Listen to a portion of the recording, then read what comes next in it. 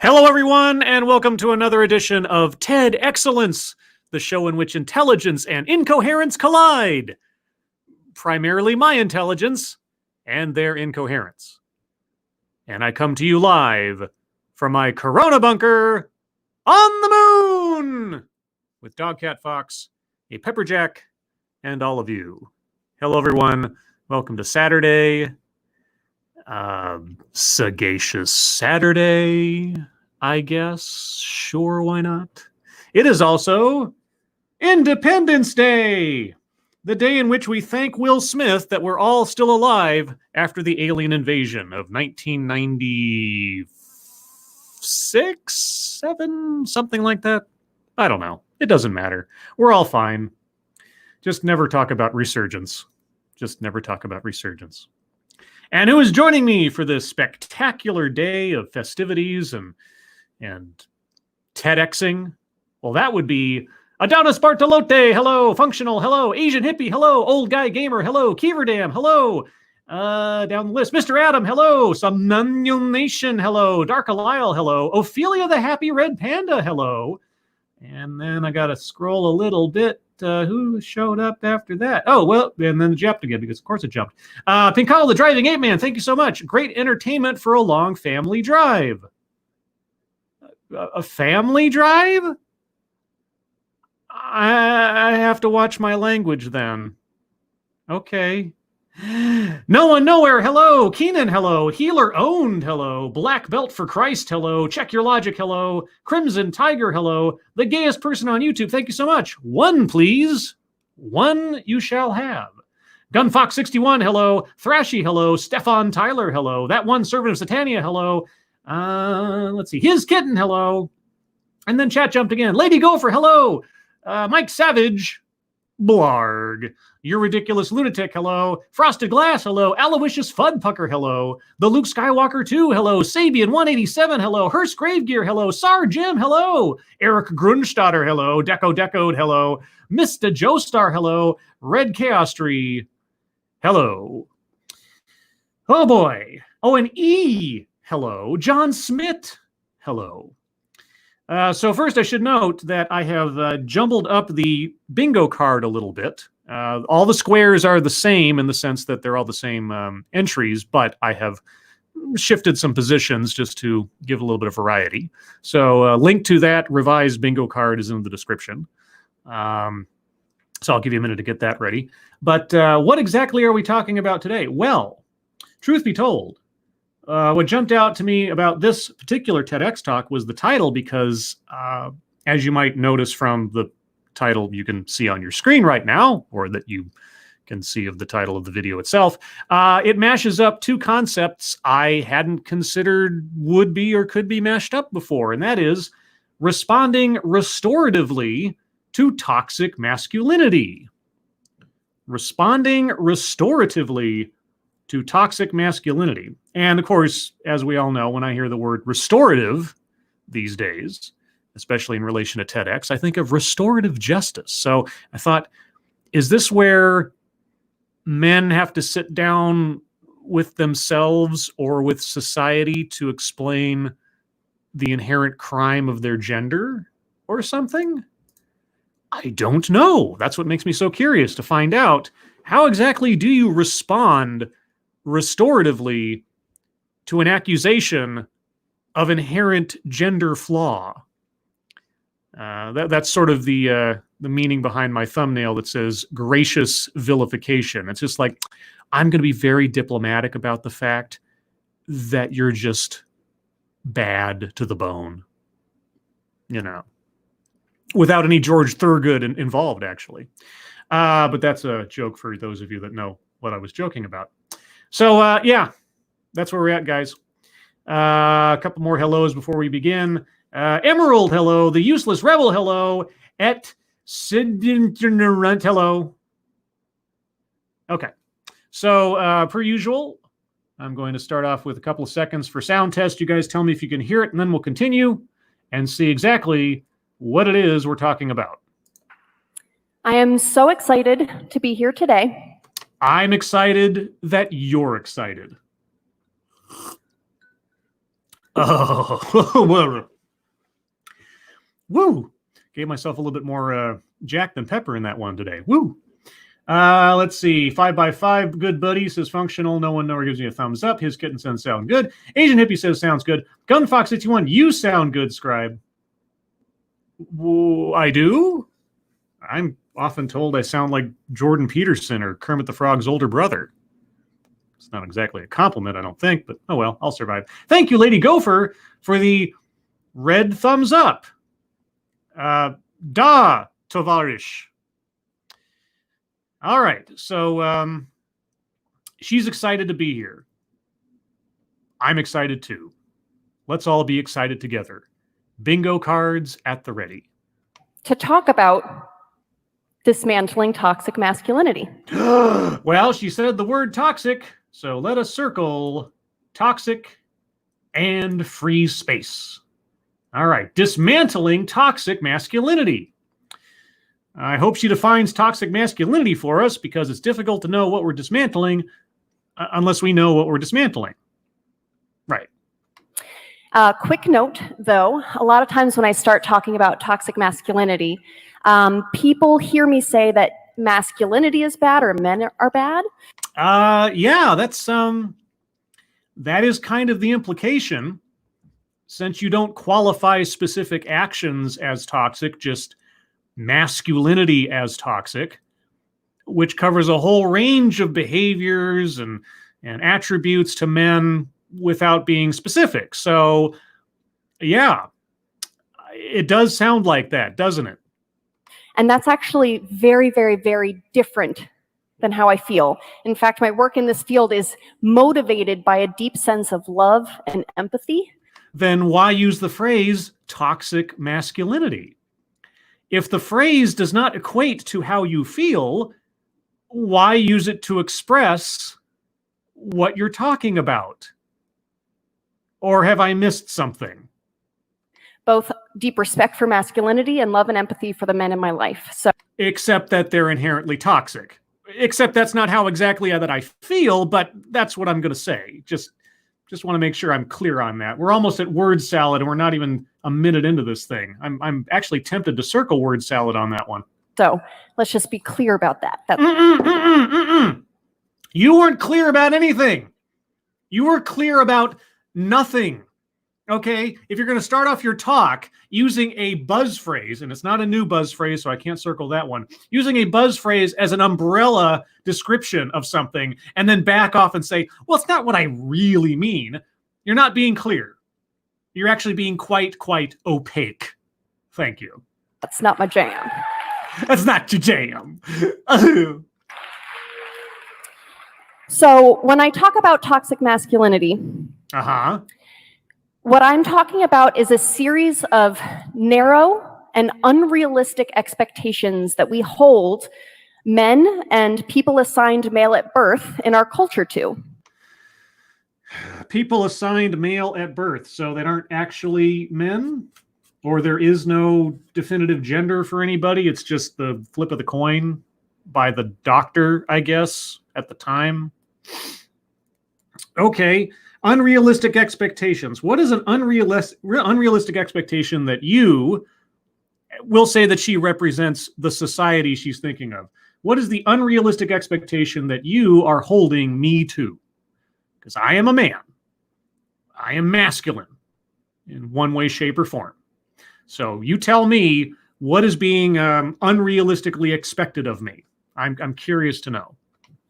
And to be more specific, I think a lot of these expectations boil down to a concept that within masculinity, weakness is unacceptable. You'll have to define weakness, because it's not unrealistic to expect someone to be, if they are masculine, strong to a certain extent.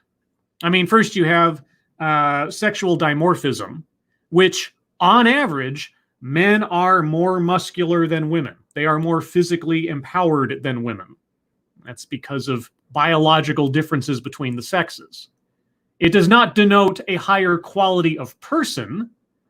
as some people think. They equate strength with goodness or strength with positivity inherently. Strength says nothing about the person, just like being a man says nothing about the person. Just like being straight or white or female or black says nothing about the person. It just means that you're strong. So men on average being stronger of the two sexes doesn't say men are better inherently than the two sexes. It's just different.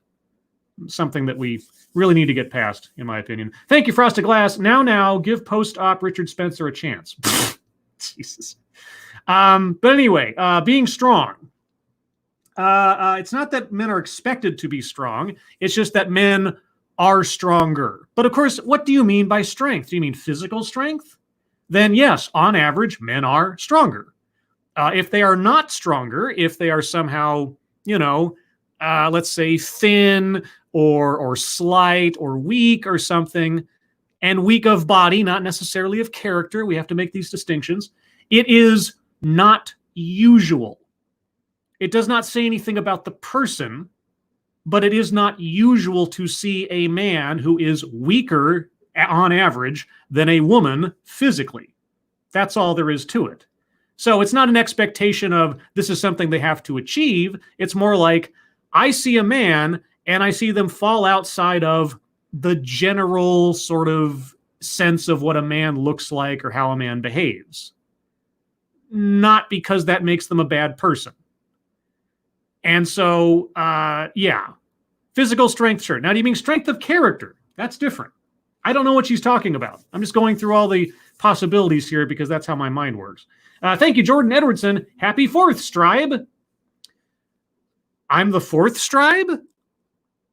Am I a clone of a clone of a clone? Or are you saying happy... Wait, am I the 3rd and there's another one here somewhere? And that's the happy one? Oh, no. So Brene Brown is a researcher that studies some of our most complex human emotions. She's one of my favorites. And she studies shame. Shame. Okay. Sounds like a really uplifting pursuit. And she found that if you look at women and feminine people's experiences of shame, you find that they experience shame in all varieties of flavors and colors. Women. Sorry, I cut her off there, but getting close to word salad again. Thank you, Midnight in Exile. She's playing the old "It's okay for men to cry. I don't really ditch any guy that shows real emotion" trick. That's what. Whenever I hear about men are expected to be strong. Well, obviously the converse of that is that what they really should be is vulnerable emotionally, because obviously men aren't vulnerable emotionally. So whose expectations are whose now about what? Yeah, well, we'll get to that, I'm sure. I'm going to back up a couple seconds because I did cut her off and I don't want to leave any context behind if I can help it. Okay. In people's experiences of shame, you find that they experience shame in all varieties of flavors and colors. Women have all kinds of shame. And men don't. Men can't be shamed sexually. They can't be shamed for their lack of strength one way or the other. They can't be shamed for being too emotional. You're going to talk about men's kind of shame, right? Or being emasculated by, I don't know, having their children taken away from them, that kind of thing. I don't know. It's true. But if you look at men and masculine people. Men and masculine people. So like a tomboy who still is a girl and identifies as such, but just happens to like monster truck rallies or something, I guess. Do they have a different shame than women then, I guess? And you boil it down, a lot of their experiences, the majority of their experiences of shame can be described as if they feel weak, they feel shame. And that is only significant in men or quote unquote masculine people. Women never feel ashamed at showing weakness, depending on what context we're talking about. Oh, okay. Well, I guess the sexes are different. So Within this, as a culture, we often see vulnerability as weakness. Well, I hate to be an English major here, but to be vulnerable is to be weak after a fashion. But again, that does not inherently make you a bad person. It depends on the context. So I'm getting close to circling leaves out vital context because I mean, this is still your introduction. We're not even 2 minutes in. Okay. And Brené Brown, again, defines vulnerability as the act of showing yourself fully to another person without any guarantee of how it's going to go. The act of vulnerability. Okay, so we're talking about vulnerability on a psychological level, not by its base definitions, huh? Okay, I guess I will grant you that. Sure.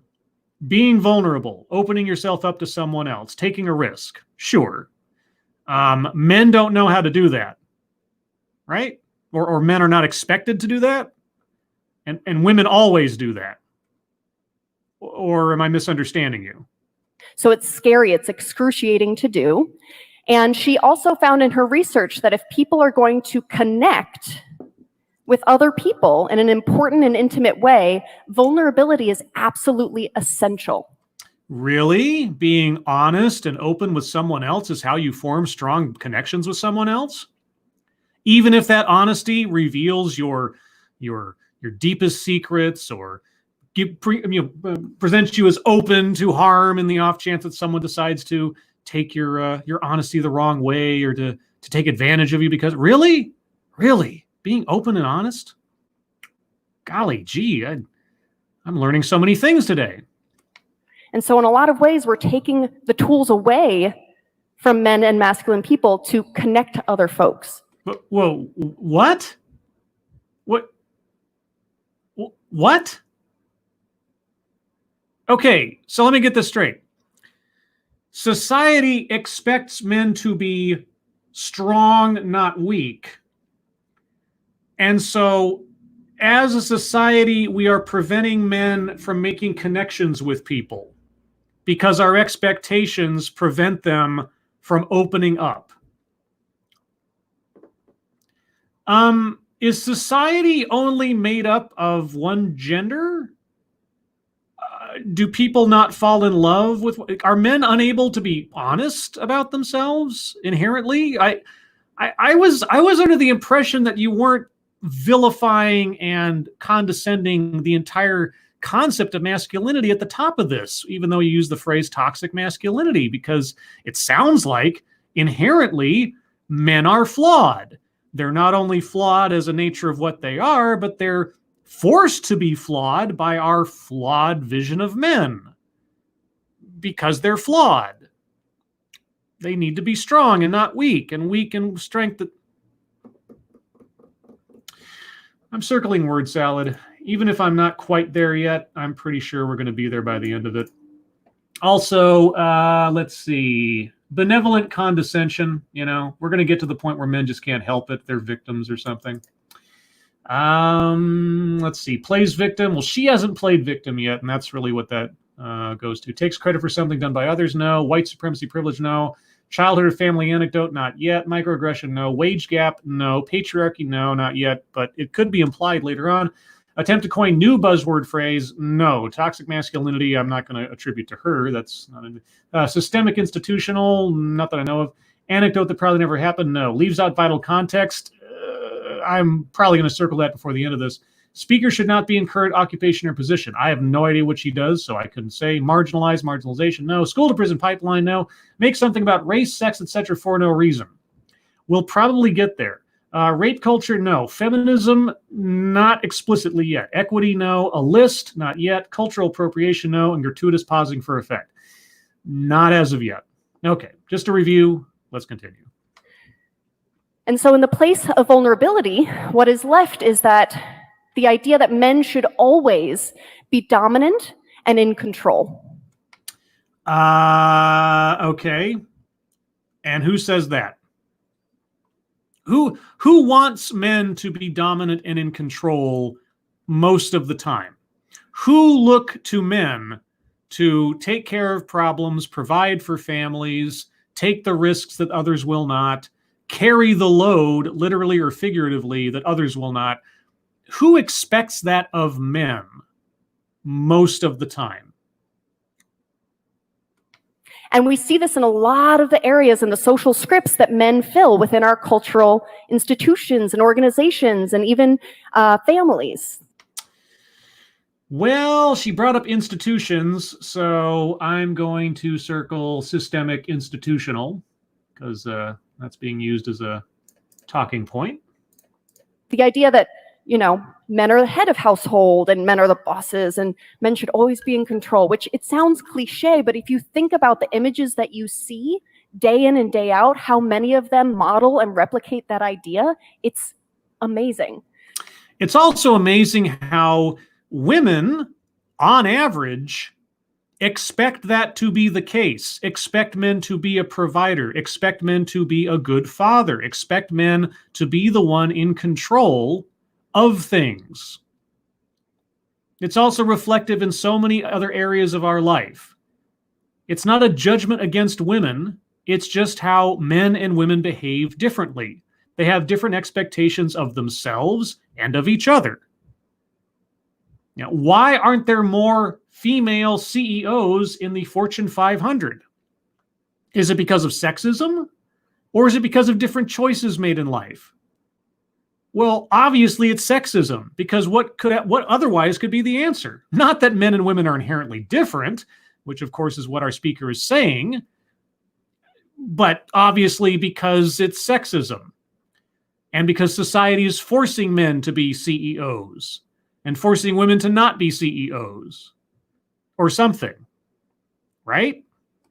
And so within this framework, we create a system where we only value men if they fulfill the role of provider or sometimes protector.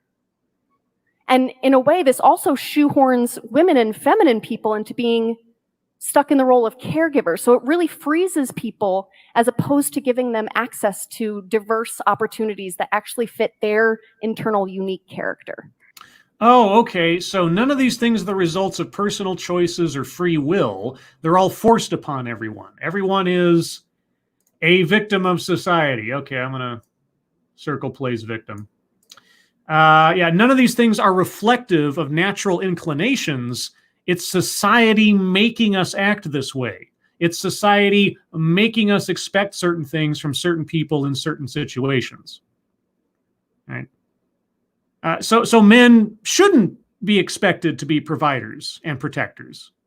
Oh, okay. Well, then let's just undo the entire system of alimony, shall we? Let's provide men the opportunity to have parental release, like women do when they can give up a child to adoption. Let's just do that. I'm all for that. You're right, speaker. You're right. These expectations are unfair. There should be legal and social outs for all of these expectations. Let's see how long that argument lasts in the real world.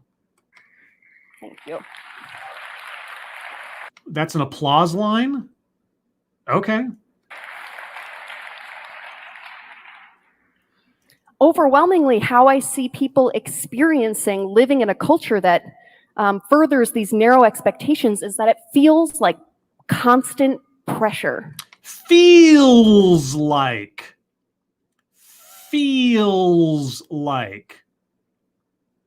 Got it. And I want to be clear that that pressure is not felt similarly for all men at all times. Oh, so you're not talking in generalizations. Tell me again about toxic masculinity. Men who are trans men might experience this differently than cis men. You think? Gay men might experience this differently than bisexual or straight or queer men. And yet, masculinity is toxic.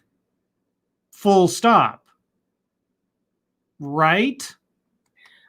Men who grew up in communities of color might experience this differently than people who grew up in white communities. Okay, brings up race for no reason. Making assumptions about what people are going to behave like or what their expectations are on the basis of skin color. Because that's another determinative factor, obviously. If you're of a particular race, you're obviously going to be under a different set of expectations.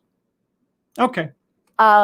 Grew up in communities of color might experience this differently than people who grew up in white communities, depending on the cultural norms of the places where they were raised. Depending on the cultural norms? Oh, so it isn't race? Yeah, okay, yeah. Circling makes something about race unnecessarily. Yeah, that was legit. And so this pressure is not felt the same for every man, but I do believe that every man and masculine person assigned male at birth, does experience this pressure.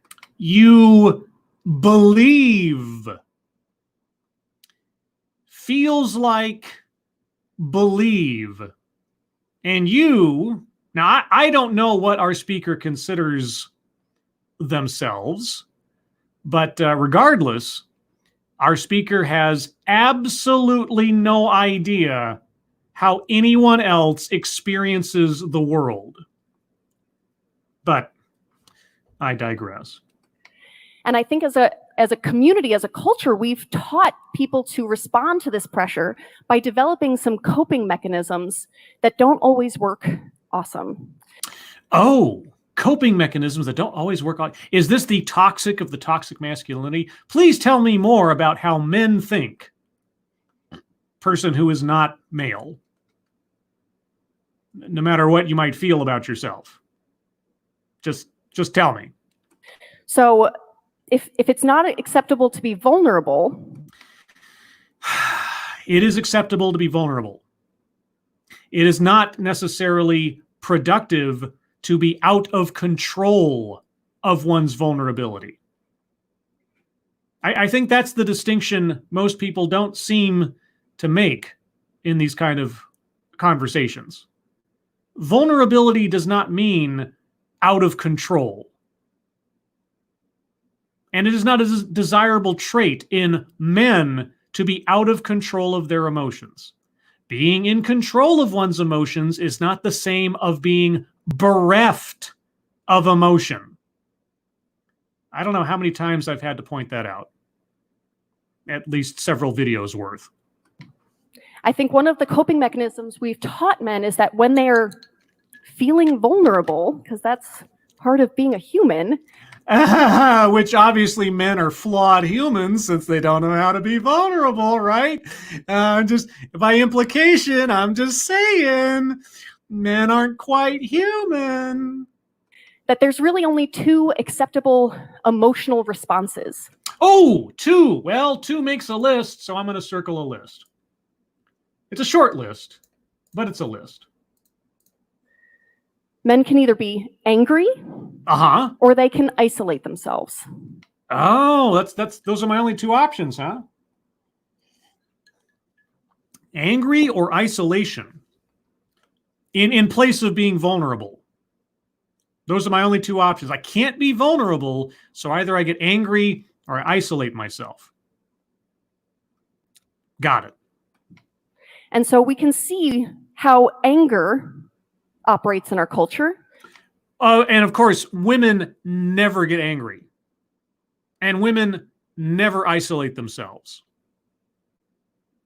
Just so we're clear, these are exclusive to men or masculine acting people or whatever. I think anger can easily turn into violence, and anger can easily turn into violence, you think? It can? You can't just be angry and not be violent? You sure? Are you sure about that? I'll back up a second here because I cut her off. Operates in our culture. I think anger can easily turn into violence and is, in my opinion, one of the root causes of the incredible gender-based violence that we experience in our culture. Ooh, anger is the root of violence. whether it's gender-based or otherwise. Wow. I am gobsmacked. I could not have imagined when I got up this morning that I would be just awash with such revelation about human behavior. Thank you, TEDx speaker. That's an applause line. Anger is the root cause of quote unquote gender violence. I don't even know what that means. Gender violence. I mean, if someone attacks someone else violently, what relevance is their gender? How is gender violence different from violence? If you have a gay couple or a lesbian couple and one attacks the other, is it gender violence or is it just violence? Do men only attack women? Is that how it's supposed to work? There's never been any domestic violence calls on a lesbian couple or a gay couple? Is that how that works? However, I also see the harm that occurs when people isolate themselves. Really? You see the harm? Okay. All right. So being angry obviously is a negative emotion in context. All right. Okay. Well, you know what? I'm male, and given the circumstances of the year, amongst my own current social picadillos, I'm relatively isolated. So tell me about me in that sense. Within relationships, if someone is unable, like literally shuts down and isolates themselves or leaves a conversation, how that can cause so much distress and despair within intimate relationships as well. So I don't think either is always going to work. Wait, leaves a conversation? That's how you classify isolation? Leaves a conversation. I thought you were going to talk about like hermits or something. So you're talking about disengaging from, I don't know what you're talking about. If I hadn't already circled word salad, I'd be circling it now. And so a lot of times when I start talking about toxic masculinity and how it impacts men, this is often the feedback that I get, that like, yes, toxic masculinity hurts men, it limits their emotional expression, but it's far more important to focus on the fact that women and feminine people bear the burden of violence in our culture. Yes, men are never assaulted. Men are never killed. Men never suffer injury at work. Men never go off to war. Men are never the victim of violence in our culture. Thank you, Manic, for the Dog Cat Fox. Hiya. Hiya, Dog Cat Fox. Oh, I mean, why am I saying that? Dog Cat Fox is right here. Right here with me. Hello, Dog Cat Fox.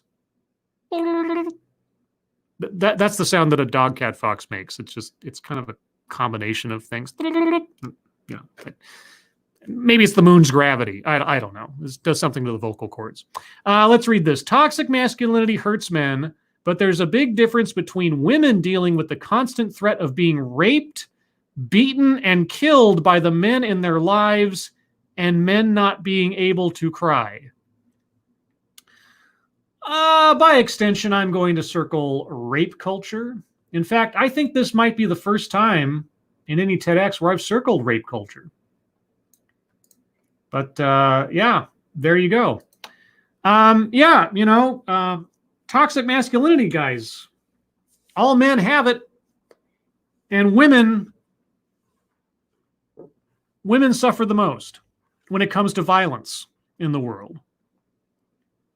You know, men are never killed. Men are never the subject of violence or injury or assault or anything, either by other men or other women. It just doesn't happen. You know, when lives are on the line, you know that the greatest burden is bared by women. Always and forever. Okay. And I think that this is true. However, I think if we continue the conversation like this and compare, we're not actually addressing the issue, which is that it causes both of these things. So let's go to the root, the beginning, and address it there. What? Okay, sorry guys, I'm gonna back up a few seconds because I have no idea what she was just saying there about what, because I obviously lost the plot. I'll give her a second chance. Emotional expression, but it's far more important to focus on the fact that women and feminine people bear the burden of violence in our culture. And I think that this is true. However, I think if we continue the conversation like this and compare, we're not actually addressing the issue, which is that it causes both of these things. So let's go to the root, the beginning, and address it there. Nope, that didn't help at all. I have no idea what she was saying. I almost wish I had more than one square that was word salad, honestly, or like maybe I could. Let's continue with whatever this is. That was an applause line? That didn't make any sense. But I tell you what, this audience's expectations for what accounts for applause lines is really, really low. You know, I mean, I think a snail could be looking even keel with the bar for applause lines in this talk. My hope is that we can take on the work of changing the cultural scripts of how we respond when harm has occurred as a result of toxic masculinity. Okay. So now we're getting, I hope, to the point.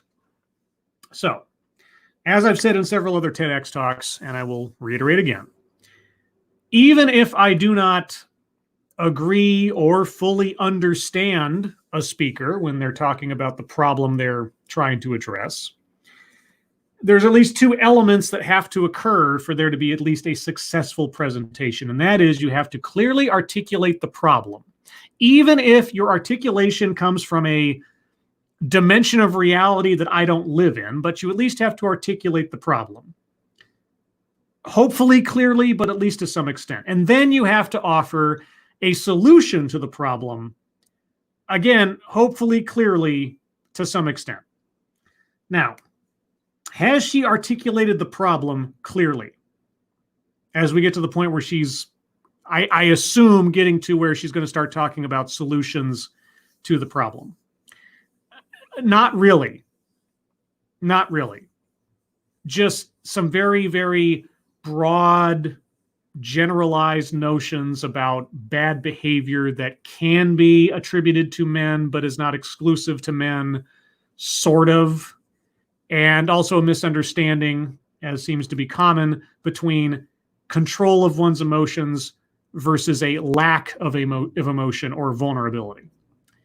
But, okay, so masculinity is inherently toxic because it leads to violence and rape and domestic violence and internalized anger and stuff.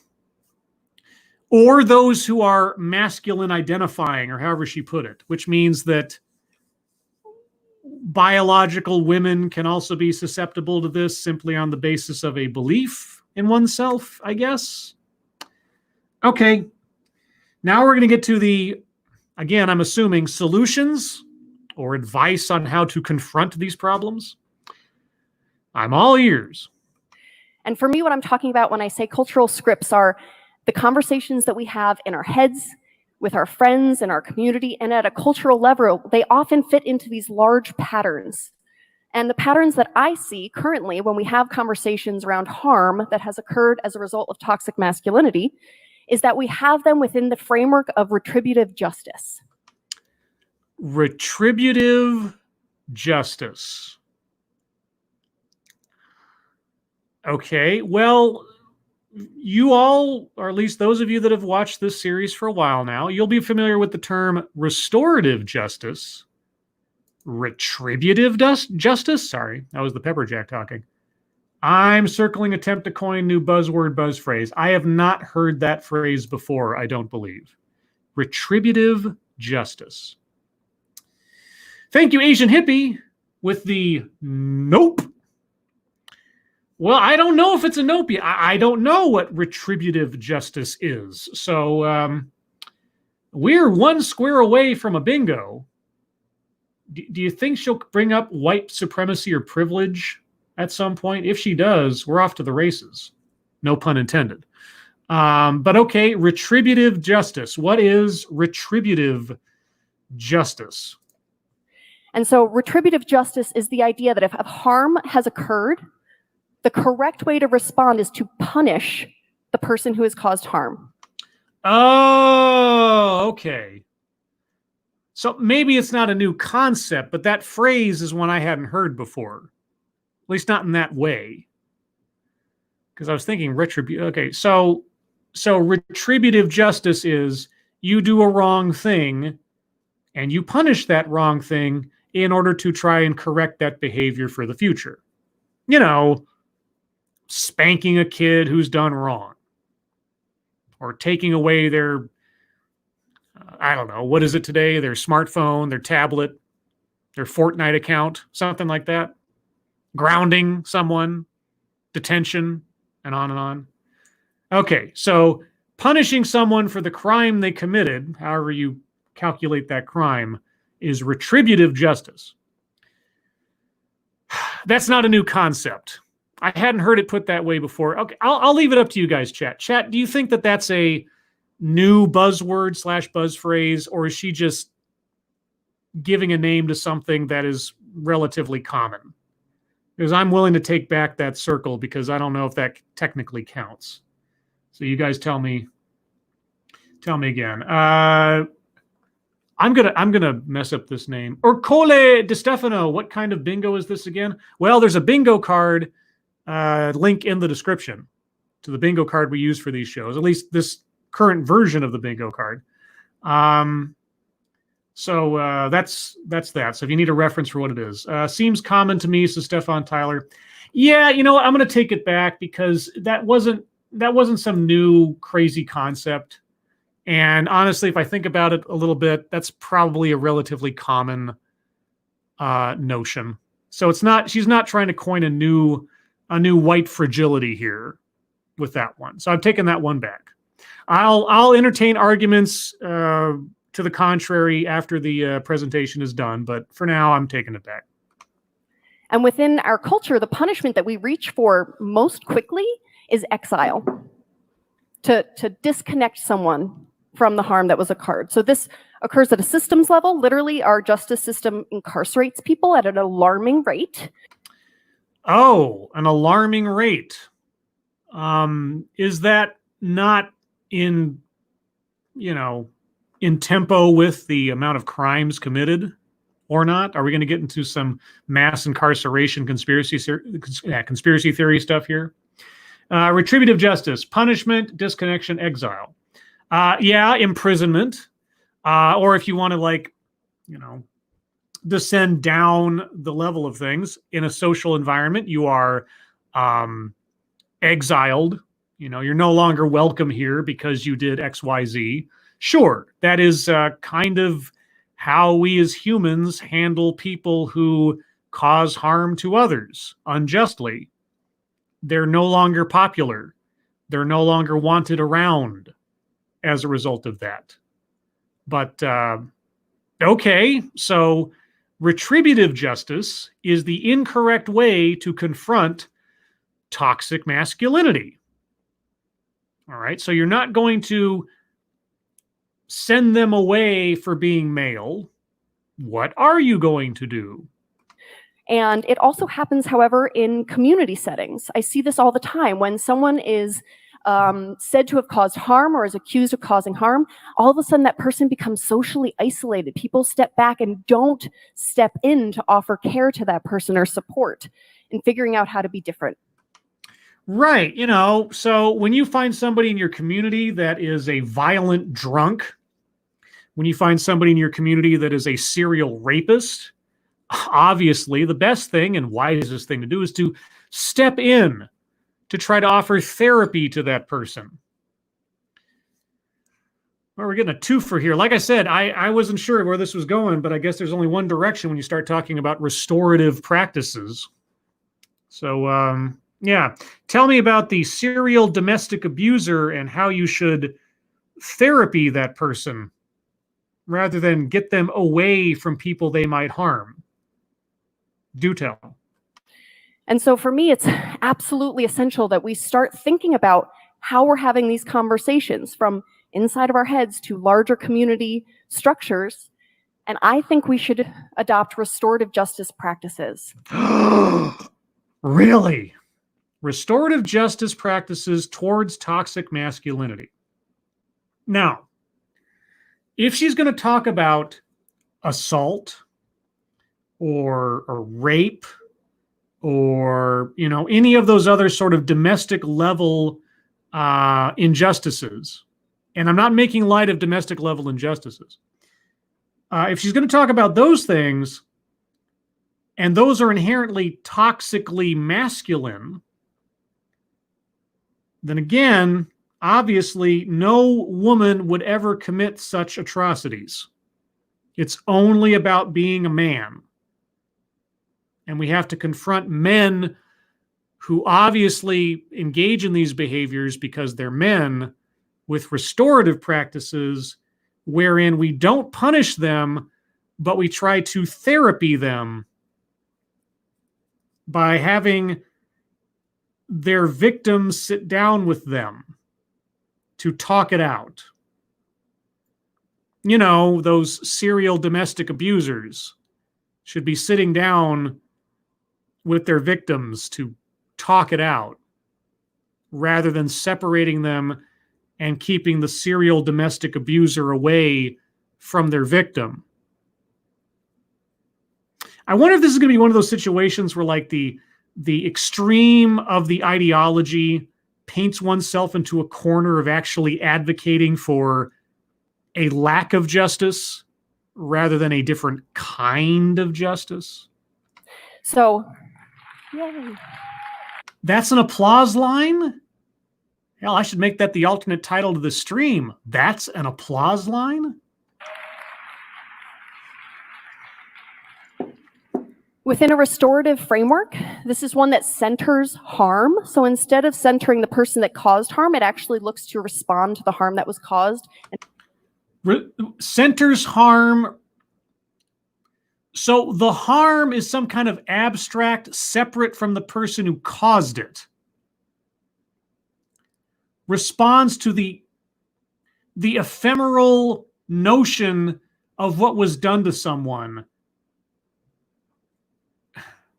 Okay, responds to harm, values relationship, requires accountability. If you're going to separate the harm from the inflictor, you are not requiring accountability.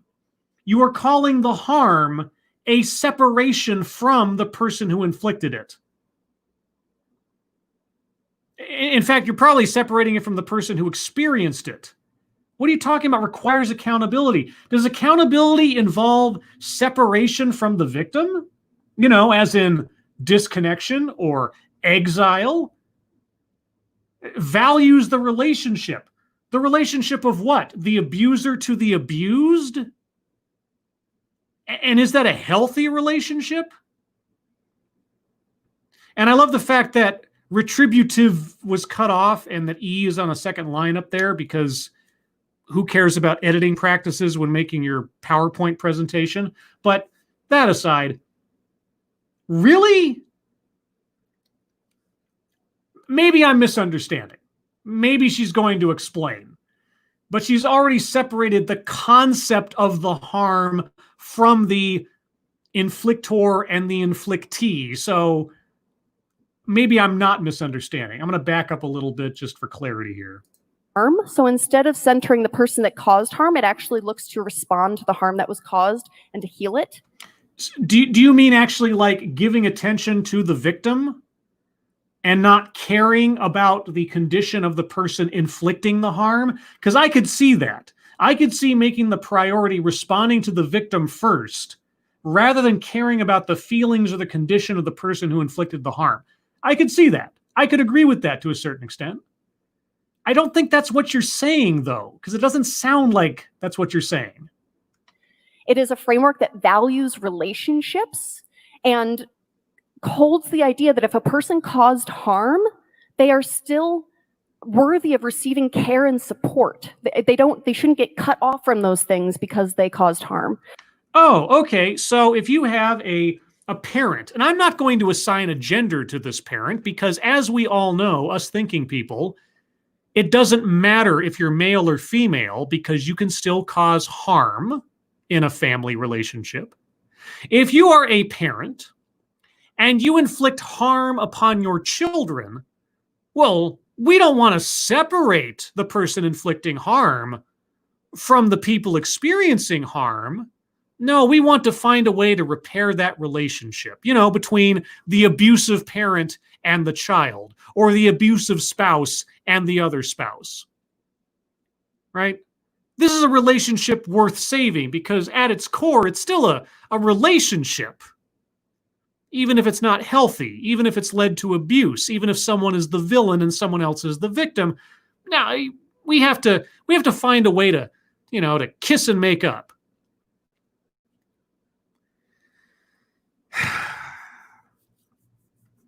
Okay, tell me more about your grand plan when it comes to domestic violence. And the most important part of restorative justice, this is the thing, in my opinion, that it really hinges on, is that it requires the person who caused harm to stand and be accountable for their actions and the harm that they caused. Okay, and how do you classify accountability? What constitutes accountability on your planet? If it's not separating them from the victim, if it's not isolating them from the source of where they're inflicting the harm, if it's not punishing them by exiling them away from the people or person on which they are inflicting the harm, what does accountability mean? Please define accountability in your world. That's an applause line. Not explaining something. I'd be curious if anybody's ever done a study on doing a psychological profile of TEDx audiences, because sometimes, man, I tell you.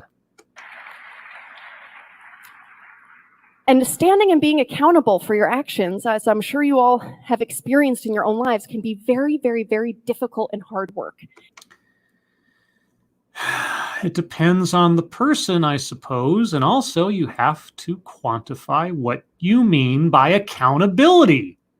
If it's not punishment, if it's not exile, if it's not some sort of redress of a kind on the part of the person inflicting the harm, I don't know what you're talking about.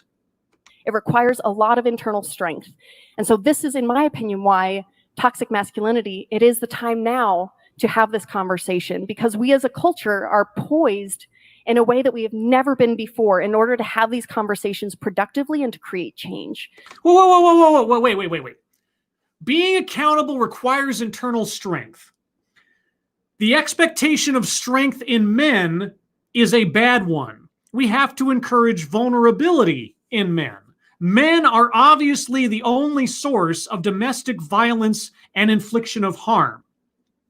So it requires something of men that we don't want men to actually perform in order to be accountable for the harm that they cause to women and presumably children. And we're not going to punish them retributively. We're going to punish them. Not punish them. We're going to restore their relationship with their victims by way of accountability, which requires a thing we want to discourage in men because it is an unfair, unrealistic expectation. Do I have that right? Have I understood you to this point?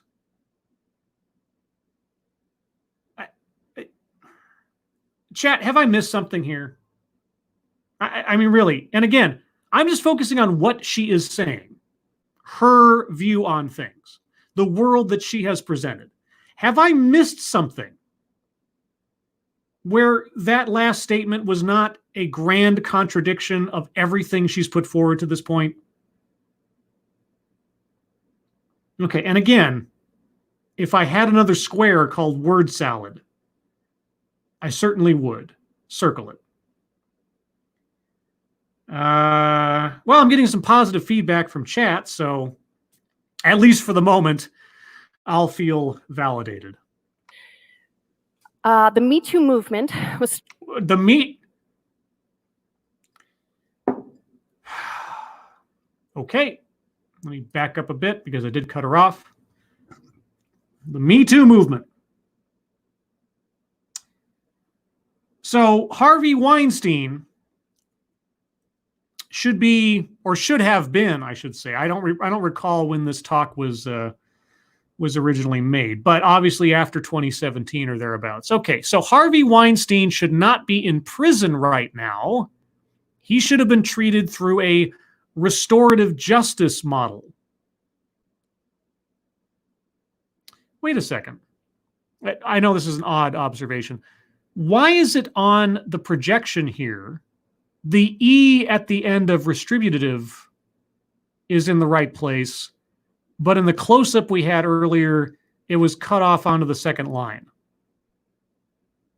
Did they correct it when I wasn't looking, or... Bizarre. Anyway, so yeah, Harvey Weinstein should not be in prison right now. He should have been put through a restorative justice process where he sat down with his victims and responded to the harm, valuing his relationships with the victims and being accountable for his crimes, using strength, internal strength to be accountable somehow. Are you really going to go from restorative justice to the Me Too movement, whose flagship example is Harvey Weinstein? Really? The Me Too movement was started in 2006 by Tarana Burke and gained national notoriety. Thank you. Yeah, she's worthy of applause. She's incredible. Yeah. Yeah, a one-off hashtag 11 years before it was picked up again by somebody else under different circumstances. That was like, the movement was started. Yeah, I hashtag as a movement 11 years before the, yeah, okay. It gained national notoriety last year. And within that national conversation, for the first time, we saw coming up and becoming visible so many of the dynamics of harm that were not ever being talked about or acknowledged or addressed. Yeah, you know, prior to Me Too, violence, workplace sexual harassment, none of these things had ever been addressed before.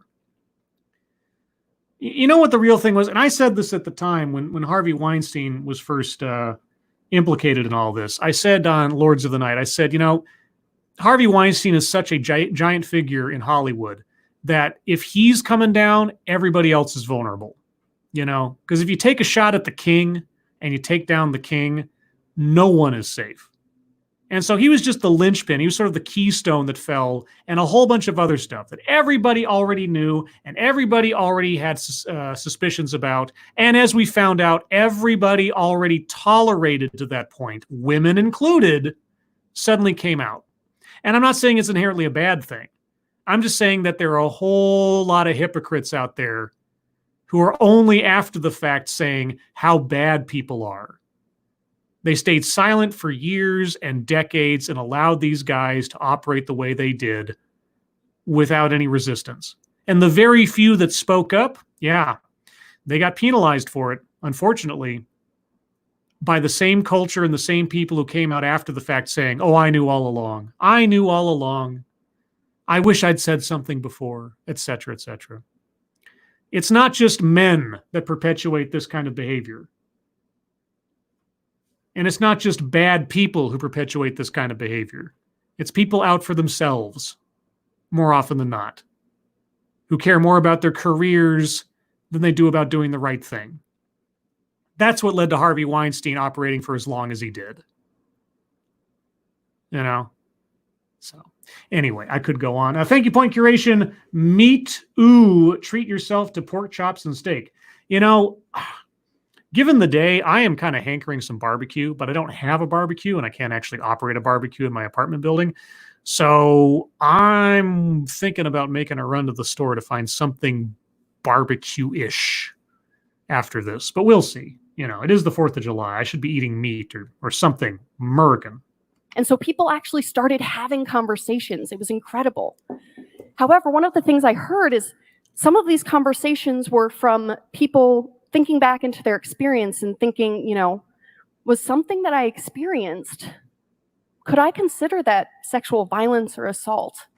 Yeah, could I retroactively classify someone's behavior as a crime against me?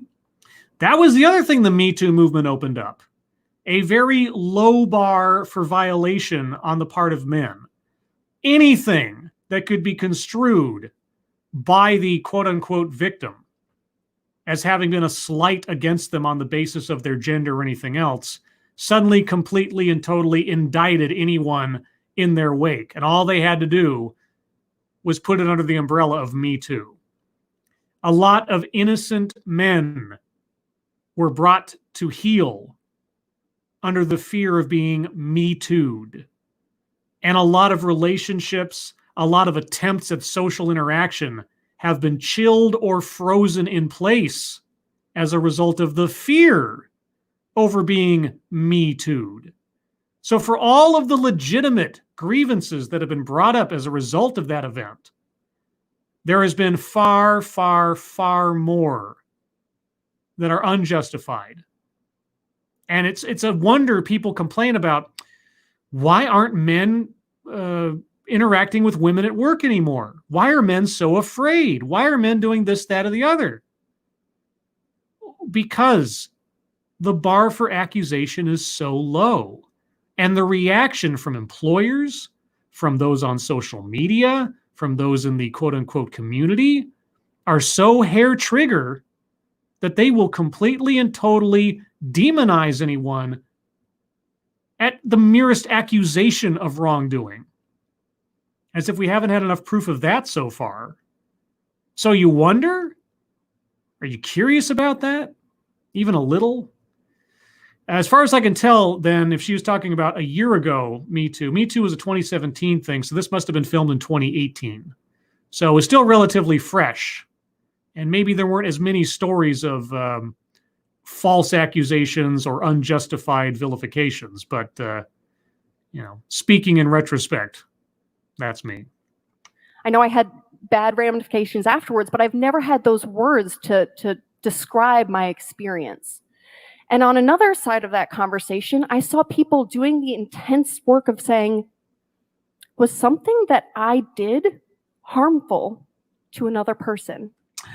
Yeah, retrospective guilt. Oh my God. Do I need to head something off at the pass on the off chance that I'm accused of something that was never in my head to begin with, but could be misconstrued as such? Do I have to do that? Yeah, a lot of that happened too. Yeah. Did I unintentionally harm or sexually assault a person without realizing the power dynamics in the space that I was in? Unintentionally sexually assault someone. Unintentionally sexually assault someone. You know, I learned of a simple concept in criminal justice classes in college when it comes to what constitutes a crime. And granted, I am not a criminal justice scholar, but the layman's understanding goes like this. There's things called mens reis and actus reis. There's the mentality to commit the crime, i.e. the intention, etc. And then there's the act of committing the crime. Right? If you have a lack of one or the other, you don't necessarily have a criminal act.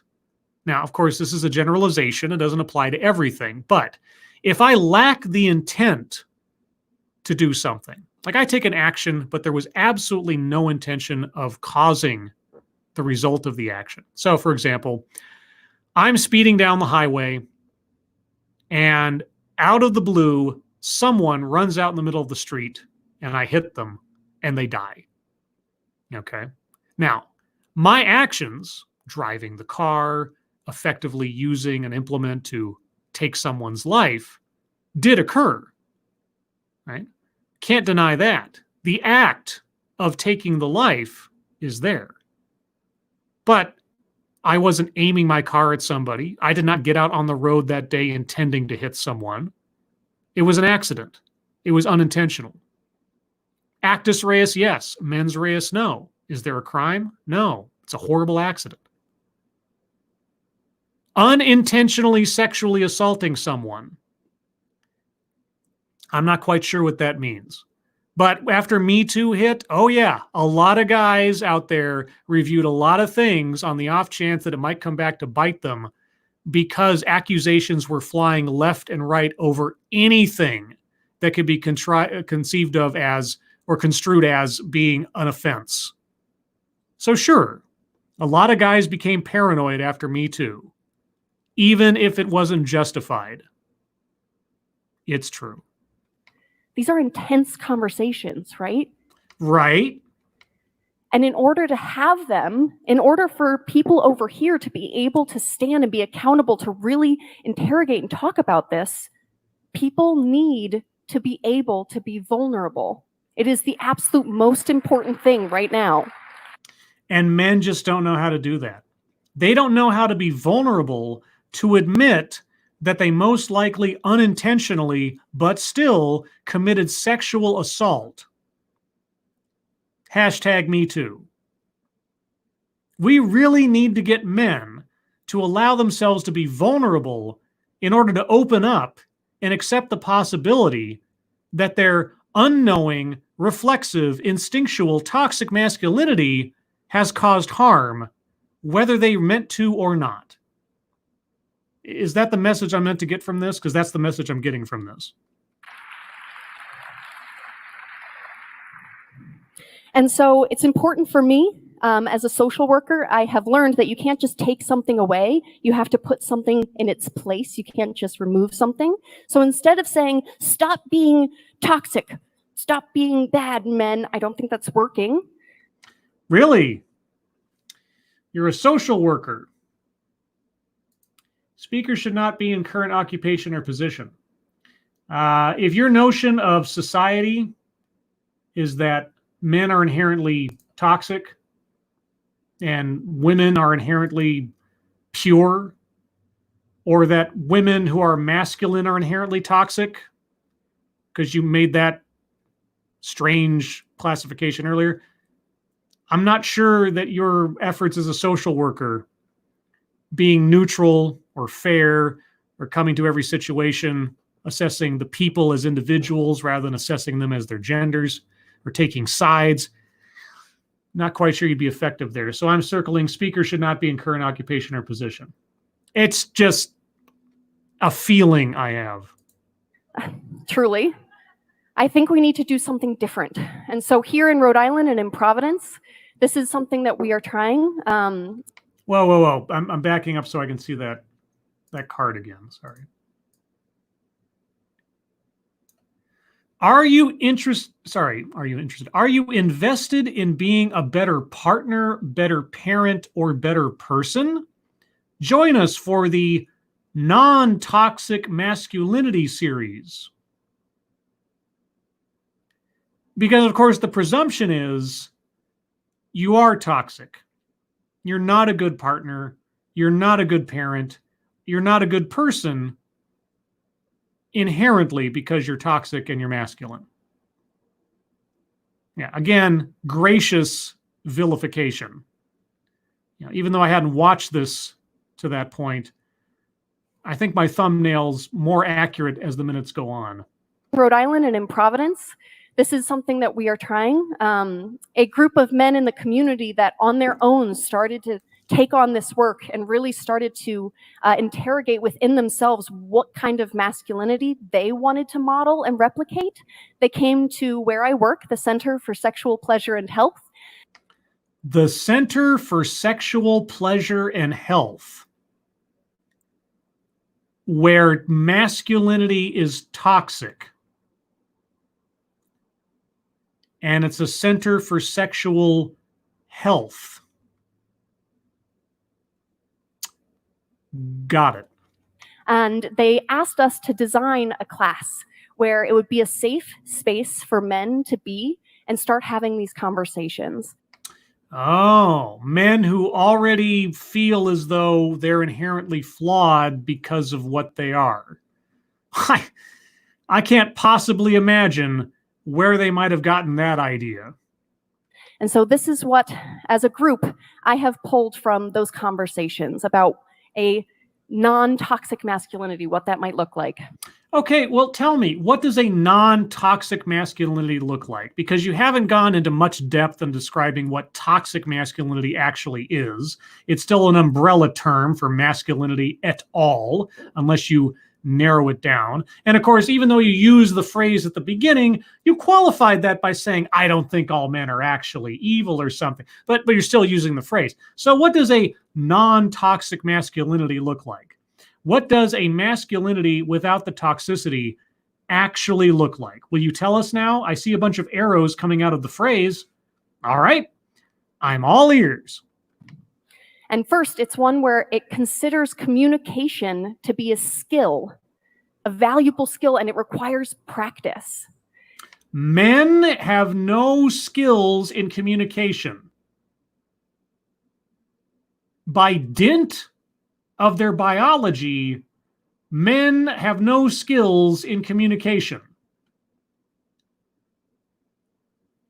Got it.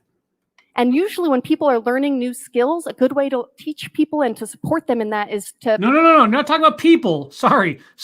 You already intimated that men are less than human. You're not talking about people. You're talking about men. Let's be clear here. You're talking about men, not people. Women already know how to do all of this. Women have no flaws whatsoever. Men need to be taught. Or have I misunderstood the entirety of your presentation thus far? People are learning new skills. A good way to teach people and to support them in that is to provide positive reinforcement and feedback. Do I get a treat? Do you throw a little treat at me so I can catch it in my mouth if I do good? And so I hope we can make spaces where we are offering men those spaces to create different and new communication skills. Communication skills they obviously lack because, they're men, right? I also think it is epically important. Epically important. Oh, not just important, guys. Epically important. With that sort of inception, bong, right before it. Epically important. That we frame and see men as complicated sexual beings. Oh, yeah, sure. Men are complicated sexual beings. Let's go do away with the stereotypes that obviously all women have, that men are simpletons. I guess. Is that where this is going? We currently live, yeah, it's true. Really? Men are complicated sexual beings just on the basis of being men? You have to reassure your audience? So your audience thinks men are simpletons? Okay, well, this is enlightening. We live in a culture that overwhelmingly ties or tells us the story that a man is a valuable sexual partner only if he can perform. Well. And I think about the pressure that puts on men and conversely, how that creates a space where it's easy to become upset and angry if you are not able to live up to those standards. Well, that is not necessarily untrue. Being able to give your partner pleasure is kind of the point of most healthy sexual relationships. Now, notice I said the word healthy. There are plenty of unhealthy sexual relationships that have nothing to do with mutual pleasure. But speaking in a maybe idealistic sense, yes, if you are unable to please your partner, it can be a bit of a shameful position to be in. But I hate to tell you this, that is true for both genders. So, yeah. And men, as well as women, take pride in being able to make their partners happy. It's a power dynamic. It's an ego thing. It's a control thing, etc., etc. It's not unique to men, but certainly men deal with those pressures as well. So you're not wrong inherently, but it's also not unique to men. But also, to only be seen as valuable as you can perform is not to be valued as a complex person that has a lot of different ways of being sexual. I mean, I guess it depends on what you mean by perform. If you're just talking about bringing your partner to orgasm, making your partner feel good, yeah, if you can't do that, you're going to have a pretty lousy sexual relationship with your partner. I don't know what to tell you. It's just the nature of the beast, so to speak. If you're lousy in bed, if your partner does not feel excited to engage in intimate activity with you, you're probably not going to have a very productive or healthy or attractive sexual relationship. And the same goes for women as it does for men. It's just a chemistry thing. Am I wrong in thinking that's just sort of common sense kind of deal? It doesn't make you a bad person inherently. Sometimes you just don't click. I don't know. And what does that have to do with being a man versus being a woman? Okay.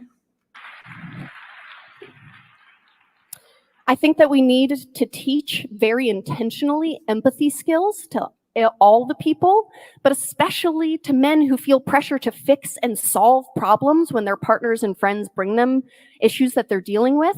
So instead of thinking like, okay, I can fix this, that's how I'm going to help, really supporting people and being able to just be with another person. Whoa, wait a second.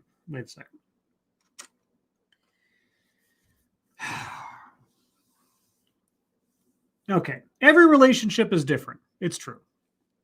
And every individual's sense of what is important in their intimate lives can be different as well. It's true. But if you're in a romantic, intimate relationship, and an aspect of that relationship is your sexual, I don't know, synchronicity with your partner, and there is none, you shouldn't be required to tolerate a romantic relationship where you are not being satisfied sexually. And I don't mean if you're a man or a woman, just in general, whoever you are. You know, some people, it's not the end of the world, right? Sometimes the relationship between two people transcends the need for full and total sexual gratification or chemistry. It's true. There are relationships like that. But if that aspect of your personality, if that aspect of your sexuality is important, and you're not feeling it, you're not getting that aspect in your relationship, and you want that in a relationship, you shouldn't be shamed into staying in a relationship because you're not getting what you want or you're not giving the other person what they need. That sounds like what she's saying, is that we shouldn't put, you know, functional sexual relationships on any kind of pedestal. You should look past that. Some people can. Some people, it's not that important. But for those that it is, they shouldn't be vilified or something for it, or be called flawed because they're not getting what they want or they're not doing what they feel they should to make their partner happy. Am I misunderstanding her? I don't know. That sounds really hard. Or it isn't, if things aren't clicking correctly. That was a little bit of adult innuendo. I understand I'm speaking to a family trip with Pinkalo, so I have to sort of couch my language, but I think you get me. Yeah, I know how hard that is. I've gone through something similar myself. Have you? You've gone through something hard yourself? Okay. And how healing and how connective that response can be. We need to create space for men to be complicated, emotional people. Yeah, because men just can't be complicated, emotional people right now. We don't have any kind of world where men can be complicated, emotional people. They're just automatons, and they're not automatons because they are, because we make them do that. We expect that of them. We need to let them know that they can stop being imperfect beings, which they are naturally, reflexively. Not because they choose to, but because that's just how they act, how they're expected to act. We're all flawed, but men are just bearing the brunt of the flaws of our expectations. Got it. And to build emotional skills. Because men don't have emotional skills. Men are just really defective women, That's really what it comes down to. If only men could be more like we expect women to be, which we're not falling back on stereotypes here, because that would be bad to classify men as just defective women. And by implication, saying women already have all these skills naturally. That wouldn't be stereotyping or feeding into the unjustified expectations of society that she was railing against at the beginning of this or anything. And, women as caregivers and so on. And no, we're not doing that, are we? As kids, the way that we build emotional skills is through emotional reflection. Which boys can't do. Boys can't reflect emotionally. Boys will be boys. The idea of, I'm feeling sad, and then having a caregiver say, yeah, you're sad, that makes sense. Take a few deep breaths, it's going to be okay. Yeah, that such advice is never given male children. Male children are just told to suck it up. Male children is told, don't cry. There's no crying in baseball. That's all that ever happens. Right? Right? As opposed to, I'm feeling sad, be brave, don't cry. That teaches that young person that being upset or feeling vulnerable isn't okay, and that it's better to pack those feelings away. Yeah, and those things are only ever said to boys. It's never said to girls. Boys aren't complex, emotional creatures. They're just not at all. They don't know how to communicate emotionally. We need to create a space where they can be that way. Because they just can't do it otherwise. They don't know how. So making space for men to be more complicated emotionally. I also think it's epically important. Epically important. Oh, epically. It's not just important, it's epically important. That we see men as caregivers. What? But we don't see men as caregivers.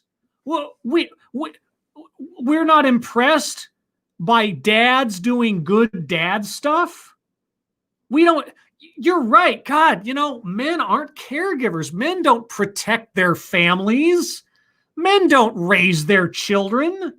Men don't go out into the world and put their lives or their bodies on the line to provide for their families. They don't care. They're men. They don't know how to care.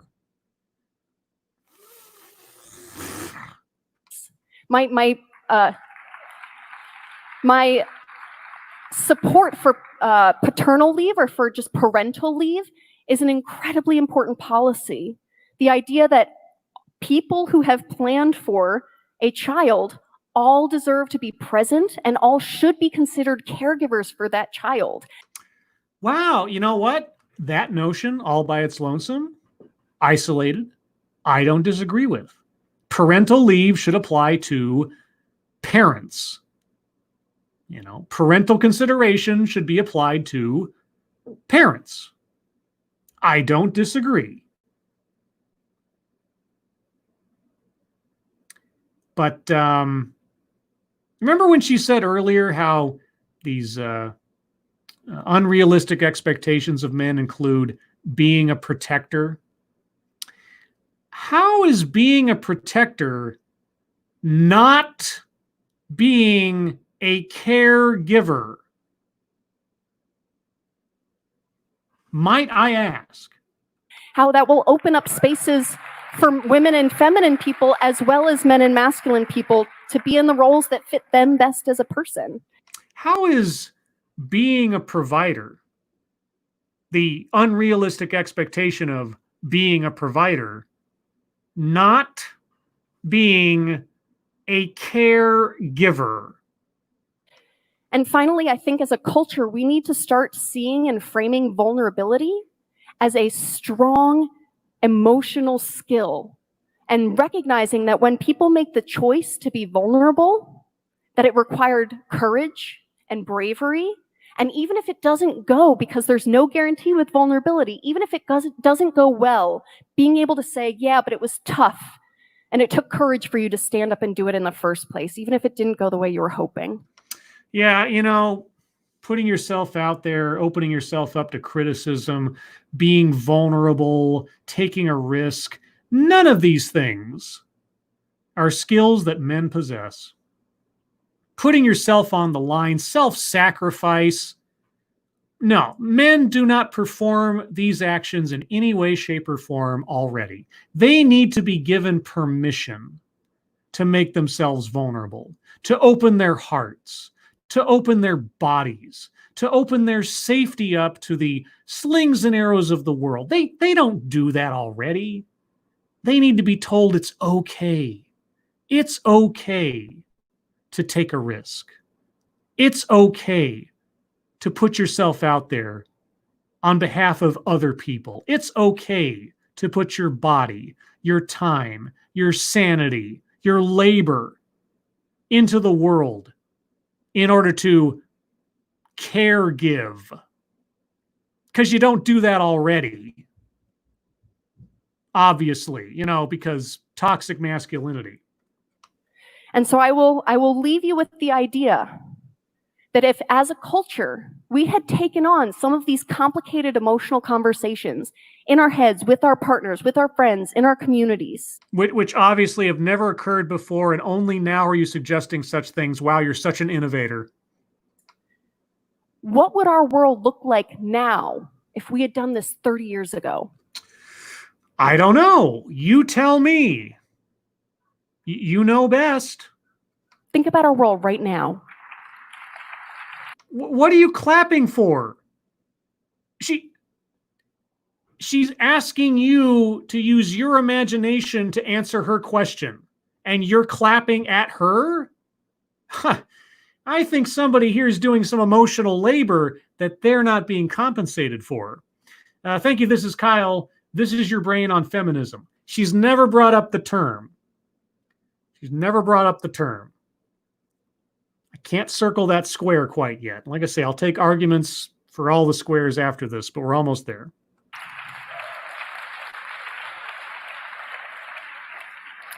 And I hope, and I'm a chronic optimist, so I hope that all of you will think about that and take that information into the interactions that you have with the men and masculine people in your world and your lives moving forward.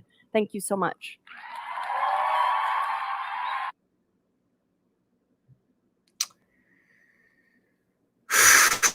What information? What information? Do I feel informed about anything? Or do I just think that I've just heard a very soft bigotry of low expectations, backhanded compliments, assuming the worst of men and promising that they can be better than they are, even though they're inherently flawed? Do I feel informed? Do you feel informed, chat? All right. Well, so as a review, I'm going to list off what I've circled so far on the bingo card for your reference. And again, the current bingo card that I'm using is linked in the description. I have circled plays victim, word salad, systemic institutional, toxic, free space, Speaker should not be in current occupation or position. Make something about race, sex, etc. for no reason. Rape culture, at least by implication. Benevolent condescension, and a list. That is what I have circled as things that I can say that she explicitly, or at least as close as horseshoes and hand grenades necessary, came to in her talk. All right, so now's your time, chat. If you have any ideas, arguments for other squares to be circled, now's the time. I'll take about 5, maybe 10 minutes, and then I'll wrap this up because we're already, I mean, I should at this point expect that I'm going to go into about an hour and a half territory. In the early days, I tried to keep it down to an hour, but I think 90 minutes is the reasonable expectation now. Looking at the chat, sorry, Jim, if Me Too isn't feminism, I don't know what is.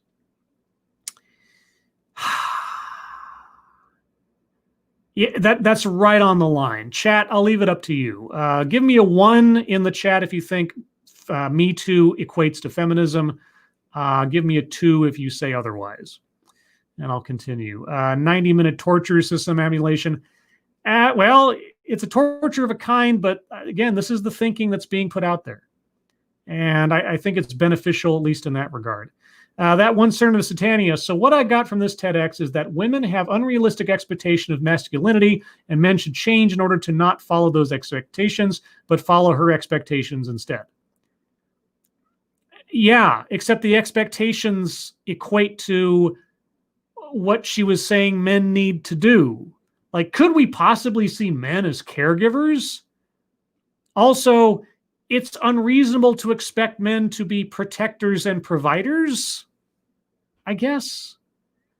I'm seeing a lot of 1s and 1.5s. Also, oh yeah, Faithless says, so does toxic masculinity. All right, you know what? I'll circle feminism because feminist ideology was being promoted there. A lot of men are inherently flawed, etc. So I've circled feminism. All right. Let's see. Crimson Tiger. I took gender studies. Me Too is feminism. All right. Okay. So again, I've circled feminism on the bingo card. And then Data Wasteland provides an equation. But I'm an English major and not a math major or an electrician, so I don't know how to read that. Puddock, tell you what, though, that's the first feminist unknowingly endorsed domestic violence, just as long as you feel sorry afterwards. She never addressed that, did she? She never described what is accountability in a restorative justice model as relates to domestic violence. She brings up domestic violence, she brings up gendered violence, and then she says that a retributive justice model is unwelcome, a punishment, exile, etc. That's unwanted. Let's consider a restorative justice model. But then never tells us what that actually looks like in practice. Which, to be fair, is almost 1-for-1 the kind of information we get from every other restorative justice presentation we've been given in this series so far. They'll talk about restorative justice. They rarely, if ever, describe the process of restorative justice. What does that actually look like? What do you actually do with someone who causes actual harm? Assault, rape, murder, and so on. What does that mean? She didn't tell us. So the title of this thing, Responding Restoratively to Toxic Masculinity, she never told us what restoratively is. She gave us the most bare outline of what the restorative justice model sounds like, but no active examples, no anecdotes, not even any hypotheticals. Like, let's say Jim Smith abuses his wife, Susan Smith. What do we do with Jim Smith in a restorative justice model? Not even that. Assassin of the Gray, Scribelight, men choosing to be, quote-unquote, vulnerable have just announced to the entire world, quote, I'm prey, kill and eat me, please, unquote. 9/11 is what you get when you tell the world I'm vulnerable. Okay, I'm not sure about that last part. But here's the thing. And I know this might be falling back on stereotypes of women, but how often do women feel attracted to men who are constantly apologetic, constantly bearing their emotions for all to see, constantly unsure of themselves, double checking about everything, second guessing themselves, not sure if they should be a protector or provider, not sure about their role in the world, and so on? I mean, whether it's female or male, isn't an element of self-confidence part of a general attractiveness quotient? Everybody varies. I understand that. But there are some common bedrock notions about looking at someone and wondering on an instinctual level, is this person going to be a good partner? Whatever else of their roles they might serve in the future, as a partner, do you want someone who is uncertain, unstable, constantly questioning, constantly asking you for affirmation or checking in about everything? You know, you are who you are. Some self-confidence is a desirable trait. You know, some people are not going to be attracted to other people, even if they are confident about who they are, because they just don't click. But to constantly move through the world feeling apologetic for what you are or what you might say or do that might be misinterpreted. So you're always double checking, always uncertain, always hesitant about acting on the chance that you might be taken as a villain. Is that really how men are meant to behave? Is that really how men are going to be a successful element to the society, if not the species, in the long run? Or more importantly, I guess in the short term, is that going to be attractive for forming meaningful relationships, whether it's romantic or otherwise? I mean, you tell me. Those of you who are attracted to men in the chat, do you find men who are unreasonably emotionally expressive? I'm not talking about being emotionally expressive. I'm talking about like worrying about whether or not they're being emotional enough or something. Anyway, a few more comments and then I'll show my bingo card and then we'll wrap it up. Let's see. Faithless says, funny how there is no actual justice in the world of social justice. Well, not at least in this presentation, no articulated system of justice for restorative justice. Straight Sith Male, wait, Scribe, are you saying be yourself? I would never tell anyone to be me. So no, Straight Sith Male, I'm not saying be me. I'm saying be yourself. Or did you mean that otherwise? Maybe I'm just being too literal. I don't know. Fuck Tofino, if I'm saying that correctly. I think she wants to put women off men, though. Maybe. I mean, maybe it's some sort of like self-serving benevolence. I'm going to fix men to make them less attractive to women or something. Maybe that's conscious. Maybe that's subconscious. Couldn't say. Ryan Rawlings, Scribelight, have you accepted Liberty Prime as your savior? Well, I mean, I'm not particularly fond of commies, except as villains for James Bond. I think that was the one greatest tragedy of the breakup of the USSR, is that all the really cool bad guys to fight James Bond kind of stopped having relevance. You know, there is something attractive to having an evil empire as a villain in a movie, or agents thereof. I think all the coolest Bond villains kind of went away once the USSR crumbled. But, you know, that's just me. Let's see. A couple more things. Brian Wilson, wombat sex eats roots and leaves. Roots and roots? Sure. Just make it a completely biological reflex. Don't have any emotions involved. It'll be better for everybody. Let's see. Leaves out vital context is Gun Fox. I already circled that one. Oh, wait. No, I didn't. You're right. I didn't. Leaves out vital context. You're absolutely right. I should have circled that one. My apologies. Okay. So I've circled leaves out vital context. You're right. I said I would do that by the end if she hadn't explained some things, and she certainly didn't. She didn't explain restorative justice as a process in this context. So no, she didn't do that. Let's see. Ercole De Stefano, there is no truth but capitalism. Is that a Liberty Prime thing? I was trying to remember Liberty Prime quotes, because back in the day, like Irate Bear or Irate Alex, he would like tweet out Liberty Prime quotes very excitedly. And I thought I could remember a couple off the top of my head, but maybe it's the Pepper Jack. I don't recall. Let's see. Kieverdam, women like her are why MGTOW exists. It certainly doesn't help, does it?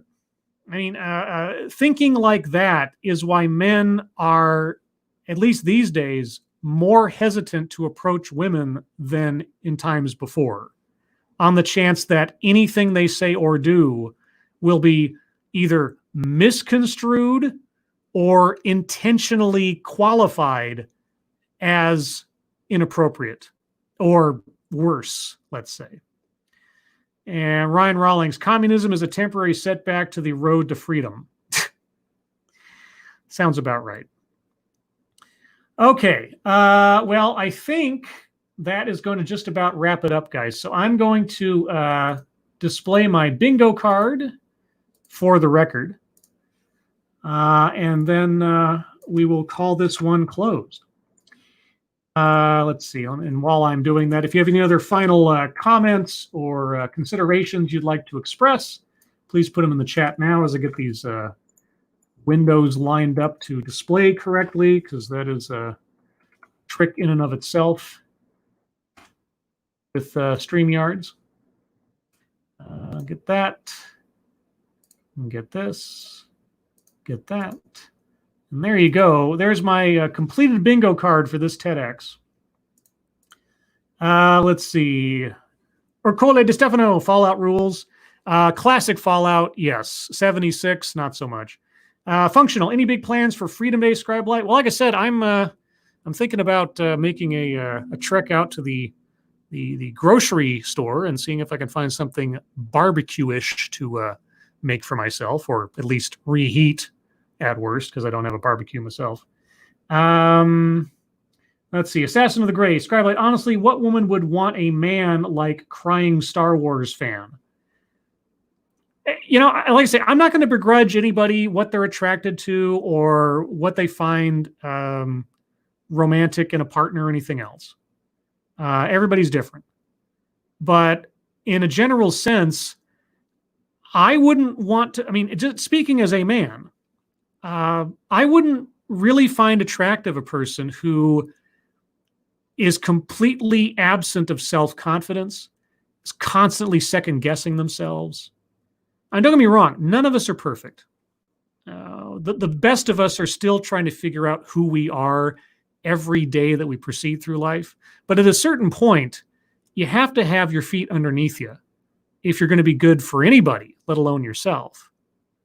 So having somebody that feels guilty about what they are, or considers anything that they do needing some sort of verification or validation because they can't be trusted because of what they are, I don't know that I'd find that person very attractive, either as a partner in a romantic situation, or even just as a friend, whether it's male, female, or otherwise. I don't know.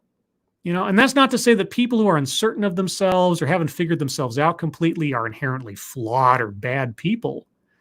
But if you're going to internalize accusations of inherent wretchedness and then move through the world feeling guilty about what you are, I mean, first and foremost, I'm going to feel pity for you. And I can only hope that you find your way to finding some self-confidence at some point. Even if it's an incomplete self-confidence, because most of us don't have an entirely pure notion of who we are. But I don't know, giving in to other people's criticisms and vilification of you for no justifiable reason, apologizing for things you never did wrong. I can't see that as being a healthy way to live. And I certainly can't see that as a healthy way to create a foundation for a relationship. But anyway, guys, thank you so much for joining me for this interesting, somewhat presentation. I was curious to find out how you approach toxic masculinity through a restorative justice model. And I remain curious because our speaker did not actually tell us. But who knows? Maybe that will be a discovery for another day. Everyone, I hope you are all safe and well. If you're not well, get well soon. All of you who are Yankees like me on this day, have a happy 4th of July, a safe 4th of July, most important. Regardless, thank you all for your attendance. Thank you for your participation. And thank you all for your generosity. Speaking of which, thank you, tall person. Happy Alice in Wonderland Day, everybody. Is that right? Today's Alice in Wonderland Day? Well, appropriately enough, I feel that after this talk, we have stepped through the looking glass, at least for a moment or two, into another dimension where things make no sense and reason has taken a vacation. Everyone, again, thank you for joining me. Look out for the Lords of the Night tonight on Ranting Monkey's channel at 6 p.m. Pacific, 9 p.m. Eastern. Hopefully, he'll remember, if I remind him, to use the special thumbnail for the show that I created just for him and just for this day. Otherwise, guys, have a good rest of your weekend and holiday, and I'll talk to you soon. Take care. Bye-bye.